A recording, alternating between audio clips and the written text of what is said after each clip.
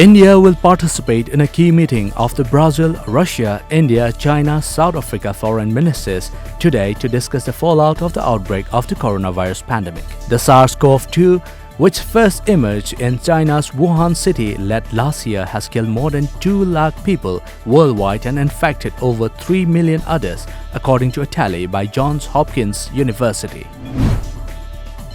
Chinese scientists say the novel coronavirus will not be eradicated, adding to a growing consensus around the world that the pathogen will likely return in waves like the flu. It is unlikely the new virus will disappear the way its close cousin SARS did 17 years ago, as it infects some people without causing obvious symptoms like fever, as per a media report. Mizoram's lone COVID-19 patient who is undergoing treatment at the state's lone medical college, Joram Medical College, has tested negative for the virus in his preliminary tests, a health department official said yesterday. State Nodal Officer of Integrated Disease Surveillance Program (IDSP) and epidemiologist Dr. Pachau Lalmal Sauma said the patient's sample was sent to Silchar Medical College and Hospital, where he was tested negative for the novel coronavirus on Monday. Satya, a self-help group based in predominantly Meitei area Qingdong in Kasar district of Assam, distributed essential food items to 27 needy families of the locality during the lockdown. Under the guidance of Indian Red Cross Society Manipur branch, Indian Red Cross Society Jiribam branch today presented hand sanitizers and masks to media persons, Jiri Development Organization, Jiri Police, CID staff and women vendors in Jiribam.